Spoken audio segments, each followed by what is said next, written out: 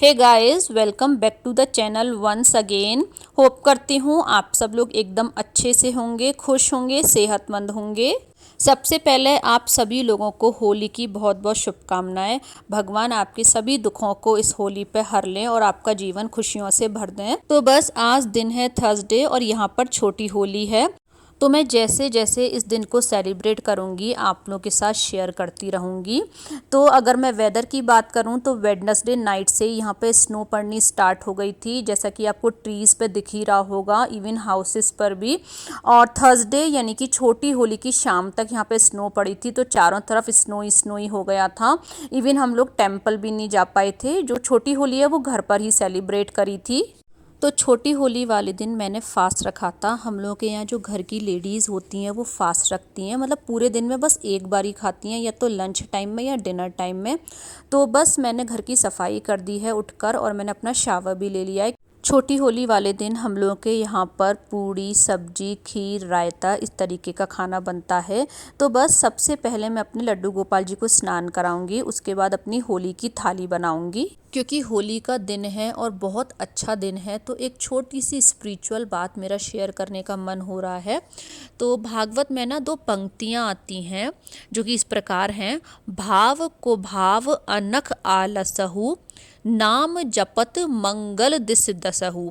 तो इन दो पंक्तियों को समझाने के लिए मैं आपको एक छोटा सा उदाहरण देती हूँ कि जो किसान होता है ना, जब वो बीज बोता है तो वो ये नहीं देखता है कि बीज जो है उसका वो टेढ़ा जा रहा है या सीधा जा रहा है या उल्टा जा रहा है मिट्टी में।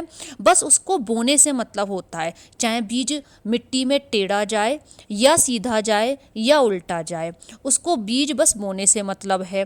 एक बार बस खेत में बीज जो उसने बो दिया ना, अब वो उगना ही उगना है। चाहे वो बीज उल्टा गया है तो भी उगना है, चाहे वो बीज टेढ़ा गया है तो भी उगना है, और चाहे वो बीज सीधा गया है तो भी उगना है। तो बस इसका मतलब यही है कि अगर आपका पूजा करने में किसी भी रीज़न की वजह से मन नहीं लगता है तो भी बिना मन के करो, लेकिन करो। जैसा कि इन पंक्तियों के स्टार्टिंग के दो वर्ड्स में ही लिख रहा है, भाव को भाव। चाहे भाव से करो, चाहे को भाव से करो। भाव को भाव अनख आलसहु, नाम जपत मंगल दिस दसहु। मंगल आपका हर एक स्थिति में होना है। जैसे किसान जो बीज बोता है मिट्टी में, चाहे वो सीधा जाता है तो भी वो उगता है, चाहे वो बीज टेढ़ा जाता है तो भी वो उगता है, चाहे वो बीज उल्टा जाता है तो भी वो उगता है। उसी प्रकार बस एक बार आदत डाल लो कि मेरे को चाहे मन है तो, चाहे मन नहीं है तो, बस मेरे को भगवान का नाम लेना ही लेना है। जब आप अपने जीवन में इस तरीके के नियम बांधेंगे ना, तो आप खुद ही अपने जीवन में पॉजिटिव पाएंगे अपने आप को, और एक अच्छा चेंज पाएंगे। तो सबसे पहले होली मैंने अपने लड्डू गोपाल जी के साथ फूल और गुलाल के साथ खेल ली है। आप भी लड्डू गोपाल जी के होली के दर्शन कर लीजिएगा। पूजा करने के बाद मैं आ गई हूँ किचन में, और अब मैं आप लोग के साथ शेयर करती हूँ अपनी होली की सिंपल सी थाली। तो सबसे पहले शेयर कर लेती हूँ खीर की रेसिपी और पनीर टिक्का मसाला की रेसिपी। तो ये जो आपको खीर दिख रही है ना, इसको मैंने कुकर की सिर्फ 2 सीटी में बनाया है। और पनीर टिक्का मसाला ग्रेवी जो मैंने बनाया है वो भी मैंने बिना अवन और बिना तंदूर के बनाया है। और आप देख सकते हैं पनीर केवल गैस पर ही बनाया है, नॉर्मल जो पैन होते हैं उन पे, और ये कितना अच्छा कोट हो गया है। चावल की खीर बनाने के लिए मैंने यहाँ पे 1/4 कप चावल लिया है। चावल आप कोई सा भी ले सकते हैं। चावलों को 3 से 4 बार अच्छे से वॉश करके सोक करने के लिए हाफ एन आवर के लिए छोड़ दिया है। जब तक चावल सोख हो रहा है, जब तक मैं बताती हूँ कि पनीर टिक्का मसाला ग्रेवी के लिए आपको क्या क्या चाहिए। तो शिमला मिर्च चाहिए इस तरीके से क्यूब्स में कटा हुआ। इसी तरीके से हमको चाहिए पनीर क्यूब्स में कटा हुआ। इन द सेम वे हमको चाहिए टमाटर क्यूब्स में कटा हुआ। और टमाटर और शिमला मिर्च का बीज हमको अंदर से हटा देना है। तो मैंने यहाँ पे लगभग 150 ग्राम पनीर यूज़ किया है। चलिए मैरिनेशन की तैयारी कर लेते हैं। तो मैरिनेशन के लिए मैंने लिया है तड़का पैन, उसमें मैं डाल रही हूँ सरसों का तेल यानी कि मस्टर्ड ऑयल, और इसको मैं गरम होने देती हूँ। ऑयल के गरम होने के बाद फ्लेम को कर दिया है मीडियम, और मीडियम फ्लेम पर मैं इसमें डाल रही हूँ 3 से 4 चम्मच बेसन। कलर के लिए मैं डाल रही हूँ आधी चम्मच कश्मीरी लाल मिर्च पाउडर। दोनों ही चीज़ों को मीडियम फ्लेम पर अच्छे से भून लेना है। ध्यान रहे बेसन अच्छे से भुन जाना चाहिए, उसमें बिल्कुल भी कच्चापन नहीं रहना चाहिए। अब जो हमने मैरिनेशन बनाया था उसको मैंने एक बोल में ट्रांसफ़र कर दिया है। इसको हम कम्प्लीटली ठंडा होने देते हैं। ऑयल के ठंडे होने के बाद इसमें मैं मिला रही हूँ 4 से 5 चम्मच दही। दही फ्रेश होना चाहिए, खट्टा नहीं होना चाहिए। अब ये जो दही और ऑयल है इसको हम अच्छे से मिक्स कर देते हैं। इससे क्या होगा, दही में अगर थोड़े बहुत लम्प्स होंगे ना तो वो मिक्सिंग से हट जाएंगे। फिर हम इसमें मिलाएंगे अपने रेगुलर मसाले।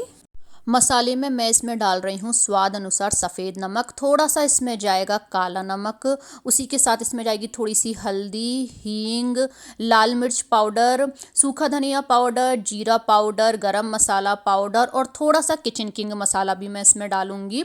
लेकिन इसमें खटाई नहीं डालनी है क्योंकि ऑलरेडी हमने इसमें दही डाला है। लाल मिर्च पाउडर मैंने यहाँ पे कश्मीरी वाला यूज़ किया है और साथ में ही मैंने थोड़ी सी काली मिर्च भी डाली है। और लास्ट में डालेंगे कसूरी मेथी, जिसको कि हाथ से इस तरीके से रब करके डालेंगे। इन सभी चीज़ों को अच्छे से एक बारी मिक्स कर देंगे। अब इस मैरिनेशन में सबसे पहले हम डालेंगे कटे हुए टमाटर और कटी हुई शिमला मिर्च। पनीर अभी नहीं डालेंगे, पहले इन दोनों को मिक्स करेंगे चम्मच से, उसके बाद में हम पनीर डाल देंगे। इन दोनों को मिक्स करने के बाद इसमें डाल देंगे अपने सारे पनीर के क्यूब्स। तो अब आप इन पनीर को चाहें तो स्पून की हेल्प से कोट कर सकते हैं, चाहें तो हाथ की हेल्प से भी कोट कर सकते हैं। बस ध्यान आपको ये रखना है कोट करते टाइम कि पनीर आपका टूटना नहीं चाहिए। सभी चीज़ों को अच्छे से कोट करने के बाद इसको हम कवर कर देंगे और कवर करके फ्रिज में 20 मिनट के लिए सेट होने के लिए छोड़ देंगे।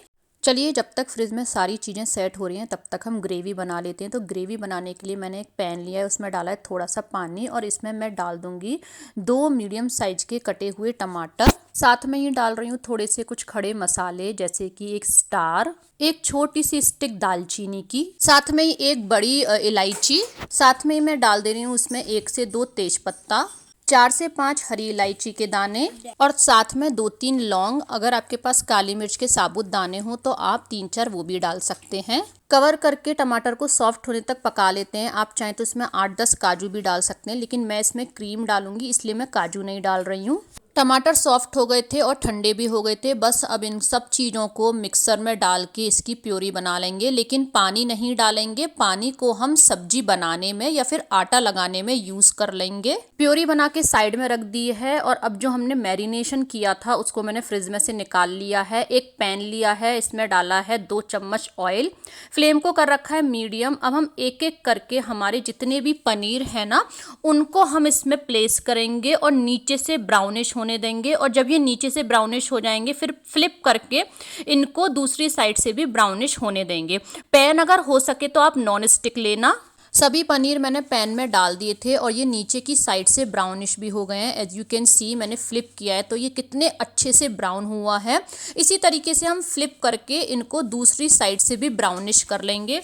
सी पैन में ही हमारा पनीर कितने अच्छे से रोस्ट हो गया है। बस मैंने दोबारा से वही सेम पैन ले लिया है और उसमें एक्स्ट्रा ऑयल बिल्कुल नहीं डाला है। उसमें जो ऑयल था उसी में मैंने डाल दिया है टमाटर और शिमला मिर्च, साथ में जितना भी हमारा मैरिनेशन था ना बोल में वो भी डाल दिया है। सी बोल में बिल्कुल भी मैरिनेशन नहीं बचा है। अब बस मीडियम फ्लेम पर बीच बीच में चलाते हुए इन टमाटर और शिमला मिर्च को भी हम रोस्ट कर लेंगे। तो इसमें बहुत ज़्यादा नहीं, बस 10 मिनट लगेंगे। आप चाहें तो कवर करके भी रोस्ट कर सकते हैं। कवर करने से ही जो सब्जियां हैं जल्दी रोस्ट हो जाएंगी। शिमला मिर्च आपको थोड़ी सी रॉ जैसी लगेगी लेकिन वो खाने में बहुत टेस्टी लगती है सब्जी में। Again I have taken the same pan, उसमें मैंने थोड़ा सा ऑयल डाला है और उसमें डाली है कश्मीरी लाल मिर्च पाउडर। लाल मिर्च भुनने के बाद इसमें जो हमने प्योरी बनाई थी ना वो ऐड ऑन कर देंगे। प्योरी को अच्छे से मिक्स कर दिया है। प्योरी को ऑयल सेपरेट होने तक पका लेते हैं। और जो पानी टमाटर पकाते टाइम हमने बचाया था उसको मैं पूड़ी का आटा लगाने में यूज़ कर ले रही हूँ। तो आप उसको पूड़ी, रोटी, पराठे के आटे में यूज़ कर सकते हैं, सब्जी बनाने में यूज़ कर सकते हैं। टमाटरों के पकने के बाद मैंने इसमें डाल दिया है 4-5 चम्मच फ्रेश क्रीम। इसको भी मीडियम फ्लेम पर लगातार चलाते हुए पका लेते हैं जब तक कि इसमें बबल्स नहीं आ जाते हैं। As you can see cream में बबल्स आ गए हैं। थोड़ी देर कवर करके इसको हम और पका लेते हैं। ग्रेवी के पूरी तरह से पकने के बाद मैंने इसमें डाल दिया है अपना रोस्ट किया हुआ पनीर और साथ में ही डाल दिया है शिमला मिर्च और टमाटर। मैरिनेशन वाले बोल में ही थोड़ा सा पानी ले लिया है, उसको भी मैं सब्जी में ही डाल दूंगी। सब्जी को थिक और थिन आपको जैसा भी करना हो उस हिसाब से आप इसमें पानी डाल सकते हैं। एक अच्छा मिक्स दे दिया है सब्जी को और अब मैं इसमें डाल देती हूँ स्वाद अनुसार नमक। तो नमक हमने मैरिनेशन के टाइम पर भी डाला था, तो नमक इस टाइम हमको केवल ग्रेवी के हिसाब से डालना है। सब्जी के सभी मसालों को बैलेंस करने के लिए मैं इसमें डाल दे रही हूँ थोड़ी सी चीनी। चीनी को भी सब्जी में मिक्स कर दिया था और कवर करके थोड़ी देर सब्जी को और पका लेते हैं, फिर सब्जी हमारी बनके हो जाएगी तैयार। सब्जी को थोड़ी देर और पका लिया था कवर करके और सब्जी बनके हमारी यहाँ पे हो गई तैयार। इसमें मैंने लास्ट में डाल दिया है कसूरी मेथी। अब बस इस कसूरी मेथी को भी मिक्स कर देंगे और आप देखिए पनीर की जो कोटिंग है वो सब्जी में जाने के बाद भी एज इट इज है। तो ये सब्जी खाने में बहुत टेस्टी लगती है, आप एक बार अपने घर पर ज़रूर ट्राई करें। अब बारी आती है चावल की खीर बनाने की। तो बस कुकर में डाल दिए भिगोए हुए चावल, जो कि मैंने हाफ एन आवर के आसपास भिगोए हैं।